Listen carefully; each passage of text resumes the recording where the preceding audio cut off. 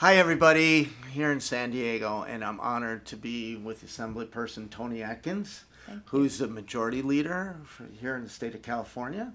And your district is the area of San Diego and surrounding communities. San Diego, Coronado, Del Mar, Imperial Beach, Solana Beach, mostly coastal. It's a pretty big area. It's a pretty big area. So we've been sitting here for a little bit talking about homelessness and at the state level. And housing, actually, and some different things that are happening. And one of the, I want to say thank you, and I do this a lot, is thank the people that are very proactive in the housing first model and change that's actually getting people off the streets. Would you like to talk a little bit about that? Well, I think permanent supportive housing and the development of the housing is what I can do at the state level. It's why I wanted to run for the Assembly, so that we would find more and better ways to build more affordable housing. You know, when I learned that there were about 135,000 homeless individuals in California, I'd worked in San Diego and I knew what our homeless numbers were here, but to hear that in a state of California, 38 million people, we have 135,000 homeless people, that's tough. Yeah. It's a great state, but, you know, people, we got to house people.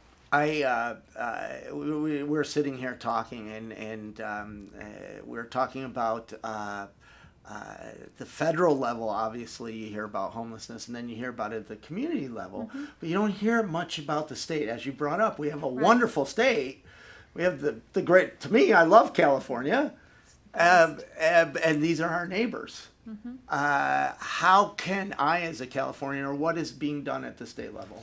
Well, I think, you know, what we do know at the state level is the state funds health care. A lot of the money that does health care comes through the state and filters down to our counties and our local communities. We also have money for affordable housing. So that money comes through to communities to actually build affordable housing units. But that money is drying up, and I really think there's a role for the state to try to find a permanent source of money that goes strictly to building housing, which would include housing first and permanent supportive housing that focuses really on homeless individuals. As I travel almost any inner city in California, you see signs for new construction. Entry level $600,000, and you don't see, you know, the SRO stock is going away and the affordable housing is going away. It's almost like, to me, we have to figure out a way to for developers to make money, because they're going to go after the money. Right.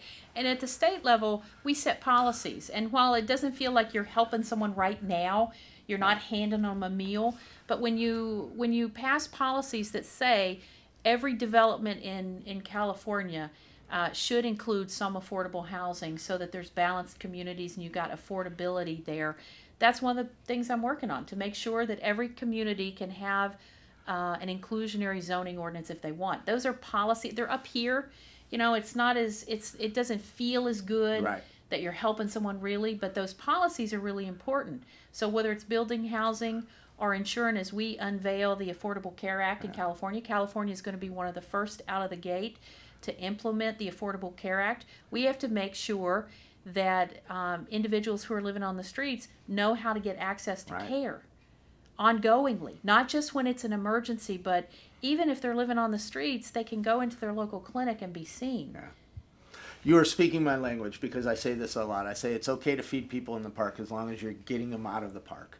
And, you know, I'm cool with the random acts of kindness, and they make you feel good. It makes you feel good. But let's think 5-10 years, and let's get these people out of the situation they're in. And affordable housing is probably one of the biggest issues, and healthcare.